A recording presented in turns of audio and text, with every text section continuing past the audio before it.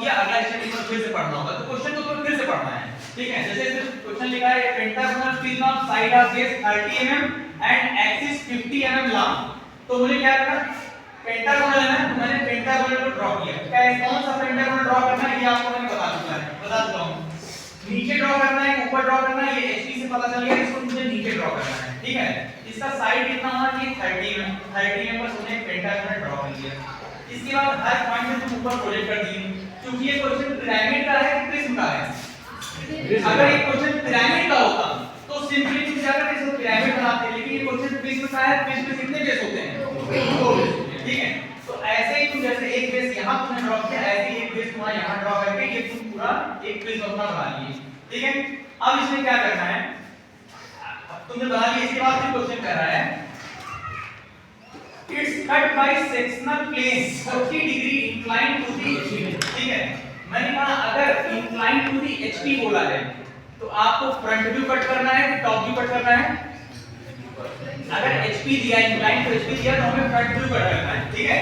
45 degree से मुझे front view को कट करना है। अगर इससे भी नहीं समझ में आ रहा है तो देखो क्वेश्चन में क्या पूछा है, क्वेश्चन में पूछा है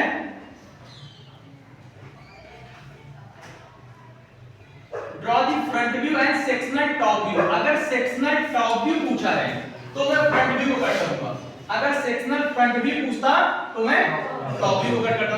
दो बातों से ये चीज क्लियर हो गया कि मुझे फ्रंट व्यू को ही कट करना है।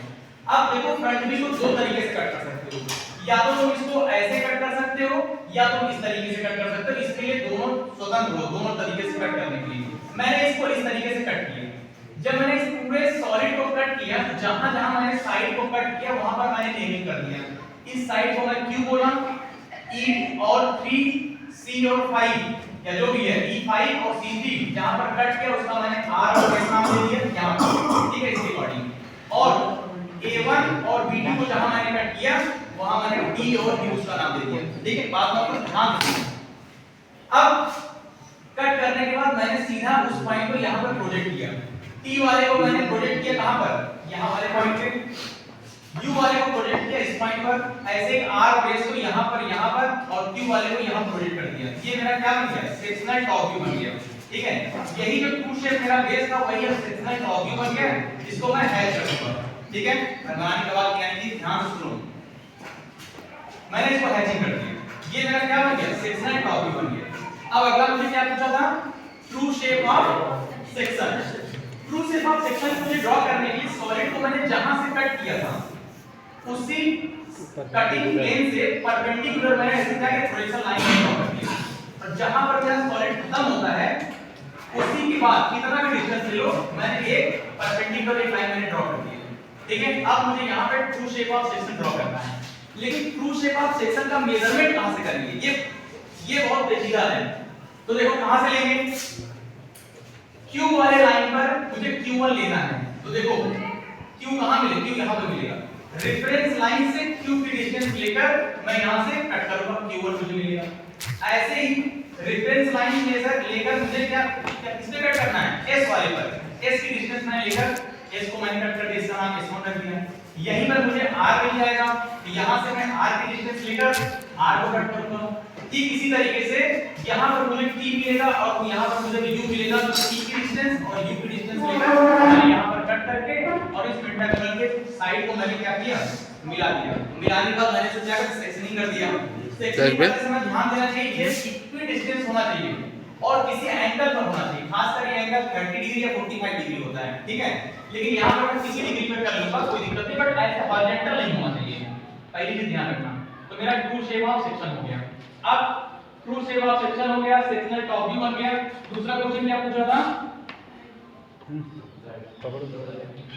इसके बाद मुझे साइड व्यू ड्रॉ करना है। साइड व्यू ड्रॉ करने के लिए मैंने बताया कि साइड व्यू क्या होता है, इसकी एक्चुअल फीलिंग जब मैं ऑर्थोग्राफी पढ़ाऊंगा तब होगा, लेकिन अभी इतना जान लो, अगर मैं रेफरेंस प्लेन के लेफ्ट साइड से देख रहा हूं तो मेरा साइड व्यू राइट साइड में बनेगा, और अगर मैं राइट साइड से देख रहा हूं तो लेफ्ट साइड बनेगा, ठीक है। यहां पर मैं लेफ्ट साइड से देख रहा हूं तो राइट साइड बनेगा। और वैसे भी हमेशा जो मेरा साइड व्यू है वो फ्रंट व्यू के साइड में ही बनता है, चाहे वो लेफ्ट बने चाहे वो राइट बने। तो प्लेस तो डिसाइड हो गया कि साइड व्यू मेरा यहां आने वाला है। तो मैंने क्या किया, हर एक पॉइंट से मैंने क्या किया, प्रोजेक्शन ड्रॉ किया, ठीक है। रेफरेंस लाइन के पैरेलल सारी लाइन मैंने प्रोजेक्शन ड्रॉ कर दी। इसके बाद जो मेरा ये सेक्शनल टॉप व्यू आया था, इसके हर कॉर्नर से मैंने क्या किया, पहले बीच में मैंने प्रोजेक्शन लाइन ड्रॉ कर लिया और हर कॉर्नर से मैं यहां तक सीधी स्ट्रेट लाइन ले गया, ठीक है। सीधी स्ट्रेट लाइन लेके बात मत करो, मैं बाहर कर दूंगा तुमको। अब इसको सेंटर मानकर मैंने आर्क लेकर इसको इस लाइन तक गया, यहां से यहां तक, इसको यहां तक, इस वाली लाइन को यहां तक और इस वाली लाइन को लेकर यहां तक। यहां पर आने के बाद सारी लाइन को मैं इस रेफरेंस लाइन के पैरेलल सारी लाइन को ऊपर ले गया, ठीक है। और यहां पर जितने भी मेरे पॉइंट आए थे सब मैंने यहां ले गया। पर अब मैंने देखा कि मेरा क्या-क्या पॉइंट मुझे कॉमन मिल रहा है। जैसे यहां पर ए डैश है ना, ए डैश मुझे कहां मिल रहा है, ए मुझे यहां मिल रहा है। ये वाली लाइन जहां पर जाएगी, जहां पर कट करेगी वहां मैं ए डबल डैश लिखूंगा, क्योंकि ऊपर मेरा फ्रंट व्यू बनता है, फ्रंट व्यू हमेशा डैश के साथ बनता है। ऑलरेडी एक डैश हो चुका है तो मुझे दूसरा डैश लगाना पड़ेगा, ठीक है, डबल डैश। इसी तरीके से हर एक लाइन ई डैश टी डैश जहां मिलेगा, देखो जहां पे ई डैश है, अब ई डैश मुझे खोलना, ई डैश कहां पे, ई यहां पे आ रहा है, तो ये लाइन ई वाली यहां जा रही है, ई डैश उसको जहां कट कर ई डैश कर लिया। ऐसे ही क्यू वाली लाइन को जहां जा रहा है वहां पे क्यू डैश हो गया। इसी तरीके से टी डैश यहां पे ये लाइन जहां भी जाएगा वहां पे टी डैश मिल जाएगी, डबल डैश मिल जाएगा। ऐसे मुझे क्या मिलेगा, यू डैश देखो यू डैश यहां से आ रहा है, यू इधर से जा रहा है, ये लाइन जहां पर मिलेगा ये वाला वो वहां यू डैश हो गया। इसी तरीके से सारे पॉइंट को मैं क्या कर लूंगा, मेजर कर लूंगा। मुझे साइड व्यू बनाना है, साइड व्यू किसका बनाना है, बेस का बनाना है, ठीक है। तो बेस मेरा क्या है, बेस मेरा ये Q S R T U, तो मैंने Q S R T U जहां पे लिखा है वो मैंने मिला दिया। और मिलाने के बाद इसके लिए मैंने क्या कर दिया, प्रॉपर फिक्सिंग कर दिया। ये मेरा क्या बन गया, साइड व्यू। अब तीन चीज हो गया। इसके बाद क्या पूछा है, डेवलपमेंट ऑफ सर्फेसेस पूछा है। डेवलपमेंट ऑफ सर्फेसेस का मतलब क्या है, तो किसी भी उस प्लेन को कहीं से भी कट करके उसको पूरा फैला दो, पूरा फैलाने के बाद अब उसका डेवलपमेंट कैसा हो रहा है सरफेस का, ठीक है। तो मैंने क्या किया, मैंने देखा कि भाई इसकी हाइट कितनी है 50 mm, तो 50 mm बाई 1 2 3 4 5 साइड है और हर साइड 30 mm का है, 30 × 5 150 बाई 50 का मैंने एक बॉक्स बना लिया, ठीक है। और इक्वल डिस्टेंस 30 mm करके मैंने क्या किया, मैंने बॉक्स बना लिया 1 2 3 4 5 और 1। क्यों लास्ट में वो क्यों आता है, जैसे ये मेरा ऐसे सरफेस था मेरा, ठीक है।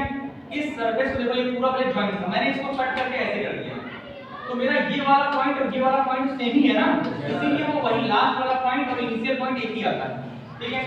अब मैंने क्या किया, अब मुझे इसी A1 2B 3C 4D पर मुझे क्या करना है, मुझे सारे पॉइंट को दिखाना है सरफेस वाले, यानी सरफेस का मतलब QSRTQ। D4 पर आएगा Q, तो Q की डिस्टेंस कहां से लूंगा मैं, Q की डिस्टेंस मैं यहां से लूंगा, ये ऊपर वाला बना रहा हूं, ऊपर डिस्टेंस लूंगा, ये डिस्टेंस मैंने लिया D4 पर, तो D4 पर मैंने Q की डिस्टेंस भी यहां मेजर कर लिया। ऐसे E5 पर ES पर, E5 पर क्या आएगा, S आएगा, E5 कहां पर है, यहां, इसलिए S आएगा, ये डिस्टेंस और यही डिस्टेंस R की भी होगी, R और S दोनों मैंने मेजर कर लिया। अब यहां से मुझे T और U का मेजर करना है, यानी 1 और 2 पर, तो मैंने T और U यहां पे मेजर कर लिया 1 पर और 2 पर U पे मेजर कर लिया, और फिर 1 पर भी मेरा T आएगा क्योंकि ये पॉइंट और ये पॉइंट बराबर है, फिर सारे पॉइंट को मैंने मिला दिया। अब जितने भी मैंने सॉलिड को ड्रॉ किया था उसके नीचे के सारे पॉइंट को मैंने डार्क किया था, यहां पे भी डार्क किया था, यहां पे भी डार्क किया था, यहां पर भी डार्क किया था।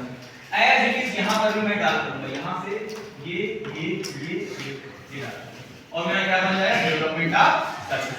ये क्वेश्चन यहीं पर